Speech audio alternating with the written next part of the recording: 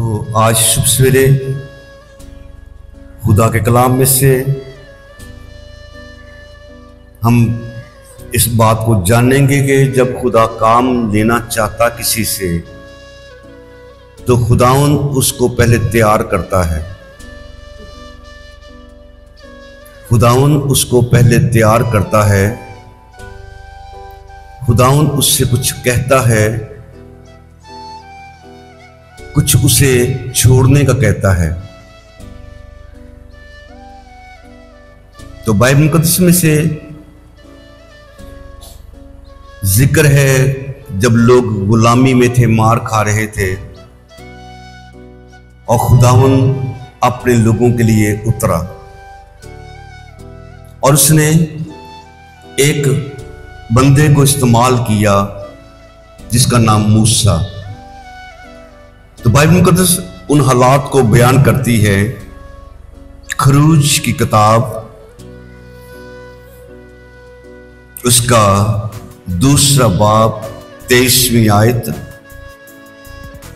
जिक्र है। और एक मुद्दत के बाद यूं हुआ कि मिस्र का बादशाह मर गया और बनी इस्राएल अपनी गुलामी के सबब से आह भरने लगे और रोए, और उनका रोना जो उनकी गुलामी के बायस था खुदा तक पहुंचा। इसका मतलब है कि जब कोई शख्स गिरयाजारी करेगा खुदा के हुजूर में खुदा से सुनेगा। आमीन। उनका करहाना खुदाउन ने अपने अहद को जो इब्राहिम और इसहाक और याकूब के साथ किया था याद किया, और खुदा ने बनी इस्राएल पर नजर की और उनके हाल को मालूम किया। और आगे लिखा 30 बाब के हम पढ़ेंगे पहली आयत से। और मूसा अपने खुसर यत्रुक की जो मदियान का काहिन था भेड़ बकरियां चराता था, और वो भेड़ बकरियों को हंकाता हुआ उनको बियाबान की परली तरफ से खुदा के पहाड़ हुरब के नजदीक ले आया। खुदा के पहाड़ हुरब के पास ले आया हंकाता हुआ। और दूसरी आयत में लिखा है कि खुदावन का फरिश्ता एक झाड़ी में से आग के शोला में उस पर जाहिर हुआ। मूसा को तो इस बात का अंदाजा ही नहीं था।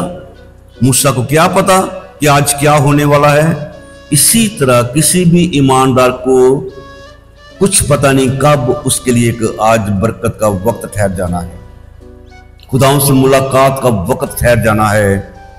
खुदाओं का फरिश्ता एक झाड़ी में से आग के शोला में उस पर जाहिर हुआ और उसने निगाह की और क्या देखता है कि एक झाड़ी में आग लगी हुई है और वो झाड़ी भस्म नहीं होती। आग लगी हुई है झाड़ी में और आग तो लगी है लेकिन भस्म नहीं हो रही। ये तो कोई भी समझदार बंदा जो है, चाहे मूसा को चाहे कोई और हो, उसको एक इस बात से परेशानी हो सकती है कि क्यों ऐसा है। झाड़ी में आग लगी, झाड़ी को तो थोड़ी देर के बाद खत्म होना चाहिए, लेकिन ये झाड़ी अभी तक ये भस्म क्यों नहीं हो रही। तो बाइबल में लिखा गया है कि उसने निगाह की और क्या देखता है कि एक झाड़ी में आग लगी हुई है और वो झाड़ी भस्म नहीं होती। तब मूसा ने कहा, अब जरा उधर कतरा कर उस बड़े मंजर को देखूं कि झाड़ी क्यों नहीं जल जाती। इसका मतलब है कि अगर मूसा की जगह हम होते या कोई और होता, जरूर ये सोचता कि मैं करीब जाके देखूं ऐसा क्यों है, क्या वजह है कि झाड़ी जल तो रही लेकिन भस्म नहीं हो रही। मैं करीब जाकर देखूं कि झाड़ी क्यों नहीं जल जाती। जब खुदावन ने देखा कि वो देखने को कतरा कर आ रहा है तो खुदा ने उसे एक झाड़ी में से पुकारा और कहा, ए मूसा, उसने कहा, मैं हाजिर हूं। आमीन।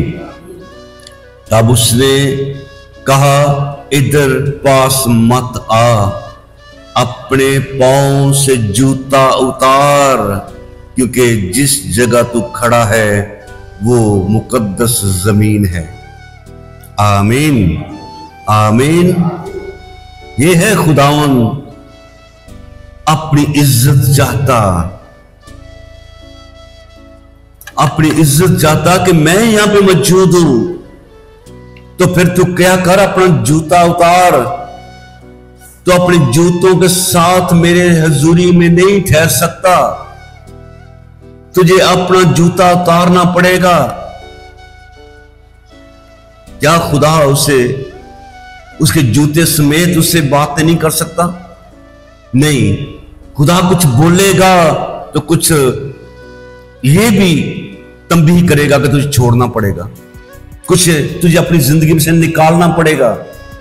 और आज क्यों जिंदगियों में कलाम तो सुना जाता है, कुछ करने के लिए तैयार नहीं होते। कोई पहले जूता नहीं उतारा गया, कोई जिंदगी में से कुछ निकाला नहीं गया। और यहां पर खुदाउन मूसा से काम लेना चाह रहा है। बड़े इस्राएल के दुखों को उसने देखा है, उनका करहाना सुना है, उनको गुलामी में से निकालना चाहता है, तो अपने सिपाही को तैयार करना चाहता है और उसको कहता कि अपना जूता उतार, क्योंकि ये मुकद्दस जमीन को है, मैं यहां पे मौजूद हूं। तो जब हम ईमान रखते कि यीशु कल और आज बढ़ के तक यकसा है, जब हम ईमान रखते हैं कि जहां 2 या 3 मेरे नाम पे इकट्ठे मन के बीच में हूं, तो हम किस तैयारी के साथ खुदा के घर की राह देखते हैं, किस तरह खुदा के घर की राह देखते हैं। और फिर मूसा ने कर दिखाया, मूसा खुदाउन के लिए तैयार हुआ। जैसे भी वो फरौन के पास जाने वाला ठहरा, कहने वाला बना कि खुदा फरमाता कि मेरे लोगों को जाने दे ताकि वो मेरी इबादत करें। तो फिर खुदा ने बड़ी इस्राएल को मुल्क मिस्र में से निकाला। आमीन। लेकिन इससे पहले कि मूसा इस रोहे जमीन से जाए, खुदा ने मूसा से ये भी कहा था कि तू यशुआ को मसा कर, हालेलुया, ताकि वो तेरी जगह पे आए। आमीन। तू यशुआ को मसा कर। और उसने यशुआ को मसा किया, जिसका नाम हुसिया था। हुसिया का नाम बदल के मूसा ने यशुआ रखा उसका नाम। और फिर पाकला में से पढ़ते हैं कि जब मूसा तो चला गया, लेकिन आगे अब यशुआ ने जाना है बनी इस्राएल को लेके वादा की सरजमीन की तरफ। तो यशुआ की किताब उसका 5वां बाब और 13वीं आयत से मैं पढ़ूंगा, सुने जरा प्लीज। और जब यशुआ यरू के नजदीक था, वादा की सरजमीन में जाना है, रास्ते में यरू का शहर है, यरू की रुकावट है, यरू की दीवार है, उसको गिरना है। आज हमारी जिंदगी में भी उस वादा की सरजमीन से बढ़ के आसमानी मकाम है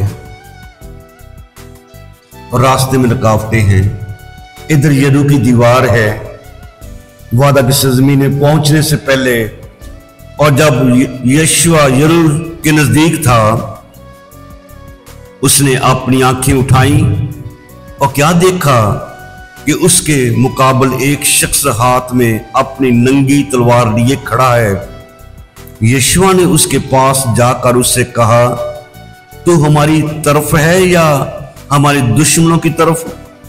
उसने कहा, नहीं, बल्कि मैं इस वक्त खुदावंद के लश्कर का सरदार होकर आया हूं।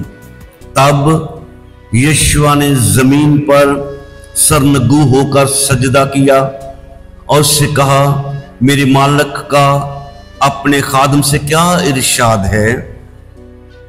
खुदावंद के लश्कर के सरदार ने यशुआ से कहा कि अब तू अपने पांव से अपनी जूती उतार दे। यही पैगाम मूसा के लिए था, यही पैगाम यीशुआ के लिए भी था।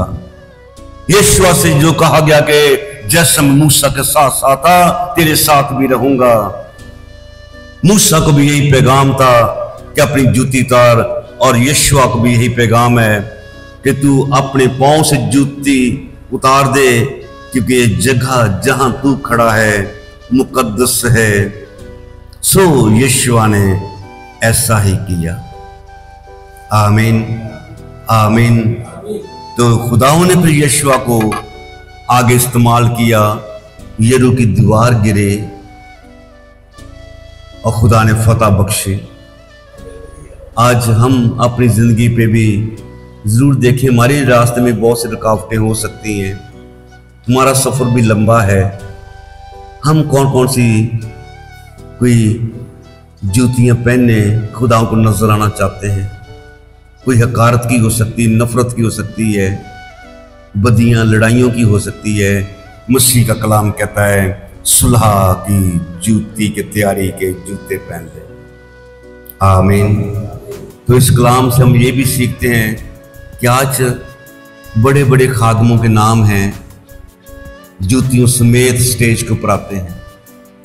क्या ये मोतबर हैं मूसा और यीशुआ से ज्यादा, कि इनको खुदा ने इजाजत दे रखी है कि तुम जूतियों समेत मेरी मुनादी करो, तुमने जूतियां नहीं उतारनियां। बेशुमार चर्चेज ऐसे हैं जहां पर जूती उतारने का रिवाज ही नहीं है। मूसा को पैगाम था कि जूती उतार, क्योंकि ये मुकद्दस जमीन है। यीशुआ से पैगाम था कि तू अपनी जूती उतार। आमीन। और उसने ऐसा ही किया। इससे पहले कि यरीहो की दीवार के गिर्द चक्कर लगाए जाए, यरीहो की दीवार गिरे, मजबूत दीवार गिरे, जूती पहले उतारने का पैगाम था। आमीन आमीन। जो कहता था कि मैं जैसे मूसा के साथ था तेरे साथ भी रहूंगा, उसका पैगाम हमारे लिए भी तो हो सकता है। जैसे मैं यीशुआ के साथ था, मूसा के साथ था, तेरे साथ भी रहूंगा। और उसने तो साफ फरमा दिया मैं अब्दुलबाद तुम्हारे साथ रहूंगा। आए अपने खुदाओं के जुर्म में शुभ सवेरे खुदा हमारे से भी काम लेना चाहता है, हमारी जिंदगी से भी। इसी मकसद के लिए तो उसने हमें जिंदगियों की ज़मीन पर रखा है, इसलिए तो इसी मकसद के लिए तो उसने हमारी जिंदगी में चलता सांस दे रखा है। उसने हमारी जिंदगी में हमें अपने लिए तैयार किया है, अपने लिए। तुम मेरे गवाह होगे, तुम मेरे गवाह होगे। आए अपने खुदा का शुक्र करेंगे कि खुदा ने हमें अपने मकसद के लिए बनाया है, जलाल के लिए बनाया है। और मूसा ने जो किया आज बाइबल मुकद्दस की गवाही दे रही है, और जो यीशुआ ने किया बाइबल मुकद्दस की गवाही दे रही है। तो जब हम खुदा के हुजूर में उसके काम को करेंगे तो खुदा हमारे लिए वसीले से अपना जलाल जाहिर करेगा। इससे पहले अपनी जूती उतार। कौन कौन सी जूतियां तूने पहन रखी हैं? कहां कहां नफरतें तेरे दिल में मौजूद हैं? कहां कहां तू खुदाओं से बरगश्ता होके, कहां तू खुदाओं की नाफरमानी करते हुए तुझसे नजर आना चाहता है, नजर आना चाहती है। अपने आप को जांच पहचान। दाऊद ने तो साफ बोल दिया खुदा मुझे जांच और पहचान, कहीं मुझ में बुरी रविश तो नहीं। खुदा लिश्कों के खुदा हम तेरा शुक्र करते हैं कि तू हमारा खुदावंद है और तू हमारे साथ है।